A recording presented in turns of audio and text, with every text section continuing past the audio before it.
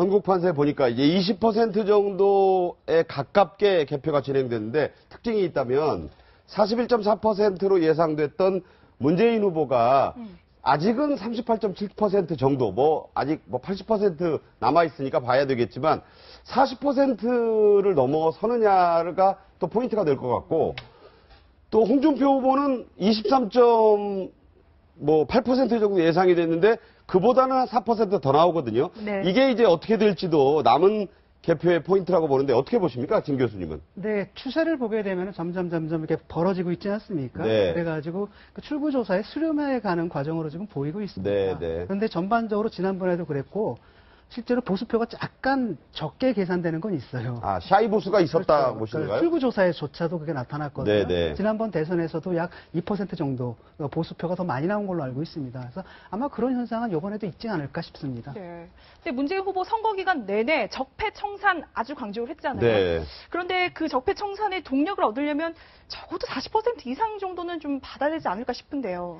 뭐 그거는 제가 보기에는 40%냐 뭐 30%냐 30 몇 프로냐 이거는 분명히 이제 있을 겁니다. 그렇지만은 적폐청산이라는 게 결국은 우리 사회에서의 문제점을 다 이제 청소를 하는 건데 그러기 네. 위해서는 결국은 협조를 얻는 수밖에 없어요. 네. 그래서 저는 40%가 넘지 않는다 하더라도 우리 국민들이 원하는 것이 바로 이 적폐청산이기 때문에 그런 점에 있어서는 함께하는 적폐청산으로 가면 된다고 봅니다. 네, 1, 2위 후보만 얘기하다가 지금 4, 5위를 한 유승민 후보 네. 또 심상정 후보 얘기를 좀 소홀히 한 측면이 있는데 두 분이 지금 비슷하게 5, 6% 사이 나오면서 선전일까요? 이게 좀 기대보다는 미흡한 걸까요?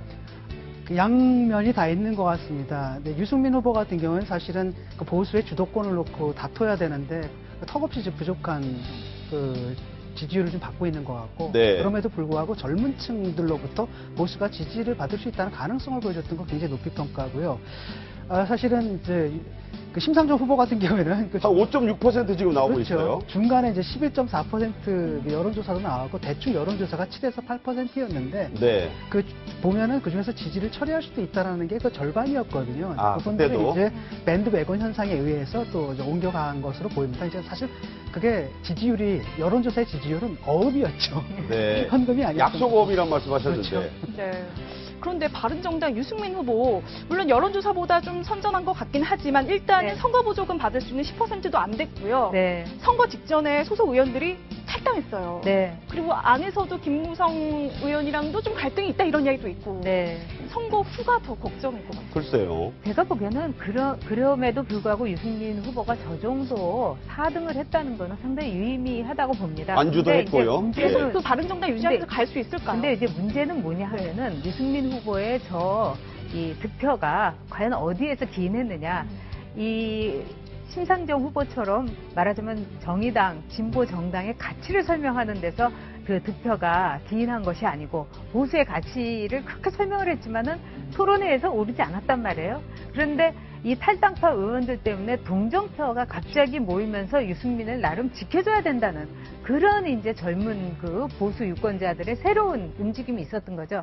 그런데 이제 그것은 너무나 미약하다는 거죠. 그런 점에서 지금 사실은 그 정도의 인원을 가지고 목소리를 내기도 매우 어렵고 그리고 이제 남아있는 김무성 의원을 비롯해서 이 아주 복잡한 생각을 하고 있는 예. 이른바 선대위원장들. 이래서 앞으로 아마 유승민 후보가 어떤 결단을 내려야 될 수도 있지 않을까 이런 생각도 듭니다. 네. 지금 이 시간 현재 서울 서대문구 홍은동 문재인 후보의 집 앞인데 나온다고 하는데 좀 늦어지고 있어요. 이제 나와서 바로 광화문 광장 이곳으로 온다는 얘기인데 자, 진중권 교수님.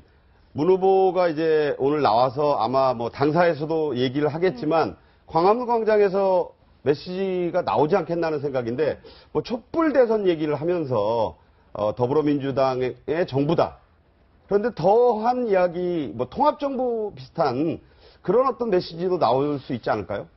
그렇게까지 구체적으로 얘기할 수는 없을 겁니다. 현재로서는. 네네. 그렇기 때문에 두 가지를 얘기할 겁니다. 하나는 이제 개혁하겠다, 적폐 청산하겠다, 시스템을 적폐 얘기 또 할까요? 적폐 얘기는 안 하겠죠. 하지만 이제 기본적으로 왜냐하면 이제 국민의 80%가 뭔가 잘못됐다, 이거 뜯어고쳐야 된다는 합의하잖아요. 그래서 지금 나온 지지율이 문제가 아니라 국민의 80%가 지지하는 그 일을 해야 되는 거, 그런 과제가 있다는 걸 분명히 얘기하고, 두 번째가 이제 통합 얘기겠죠. 네. 사실은 수술을 하고 그 다음에 상처를 봉합하고, 이 두 가지 메시지를 던지는 선에서 그치지 않을까 싶습니다. 네.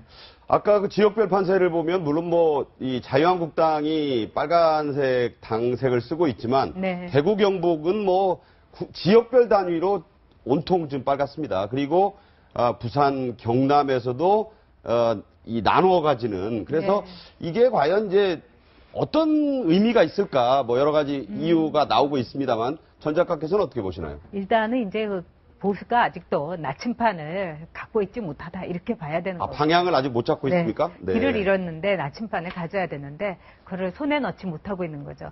그리고 더구나 이제 그 경북 지역의 경우는 이 세대 간의 갈등의 골이 상당히 깊은 거를 제가 이번 선거 기간 동안에 느꼈습니다. 세대 간에. 네, 그러니까 예. 젊은 층은 새로운 시대로 가고 싶어 하고, 그러나 이제 보수의 그 오랜, 더구나 이제 그 패권주의와 그 왕도라고 하는 자부심을 갖고 있었던 네, 네. 이 어떤 나이든 세대라고 할까요? 기성 세대로서는 정말 어떻게 해야 될지 모르는, 그래서 이 길과 방향을 아직 보수가 잡지 못한 데서 일단은 그냥 그렇다면 그냥 이 방향으로 가자, 이런 위기의식에서 나온 거다, 저는 이렇게 보고요. 네, 그러나 네. 그럼에도 불구하고 문재인 후보가 그 지역을 역시 보듬어야 된다고 생각을 합니다. 네. 오히려 더 앞장서서 그 지역에 자주 내려가야 될 것이고, 왜 그러냐면은 지금 이제 홍준표 후보의 그 자유한국당에 투표를 한 사람들 중에 많은 분들이 예. 사실은 문재인 후보의 집권에 대해서 거부감을 가졌기 때문에 투표한 분도 있어요. 네. 자유한국당이 문제 너무 많다는 거 알고 있고, 네, 홍준표 네. 후보에 대해서도 애정이 있는 것도 아닌데, 그럼에도 불구하고 내가 이제까지 살아온 가치를 문재인 후보가 뒤집어 엎고 거부하는 거에 대한 거부감이 있었던 거죠. 그래서 그런 점에서는 문재인 후보가 정말로 겸손하고 크게 생각하고, 더구나 이제 38에서 41%의 대통령이란 점을 임기를 마칠 때까지 머릿속에 넣고 있다면은 실패하지 않는 대통령이 될 거다, 이렇게 생각합니다. 1987년에 1로 삼김에 사자구도 때 당시에 1위 후보였던 노태우 후보가 37%를 조금 못 얻었거든요. 물론 그보다는 많이 얻겠지만 사실상의 오자구도잖아요, 이번 대선이. 그래서 여러 가지 특징이 있었습니다만 아까 자기에게 표를 거의 주지 않은 지역에도 끌어안아야 된다. 예. 특히 그 문재인 후보의 경우에는 뭐 좋아하는 열렬 지지자도 많았지만 비호감을 느낀다 해서 나는 뭐 문재인 후보는 좀 일단 싫어, 이렇게 하는 유권자층이 확인된 측면도 있지 않습니까? 근데 사실은 그것도 좀 약간 언론에서 좀 부풀리는데요. 네. 제일 비토층이 강한 분은 홍준표 후보였어요. 네, 네. 80%거든요. 비호감도는 1위. 비호감도가 제일 작은 분이 아마 안철수 후보였던 걸로 그랬죠. 기억을 하거든요. 그래서 저는 그 마크롱 대통령이죠. 그분이 했던 말이 참 멋있어요. 프랑스. 예, 지금 내가 안다. 지금 국민들 중에 3분의 1은 나를 안 찍은 걸 알고 있다. 아하. 하지만 그분들의 두려움과 그분들의 불안함도 난 이해하겠다. 그리고 존중한다. 이게 굉장히 중요한 자세라고 보고요.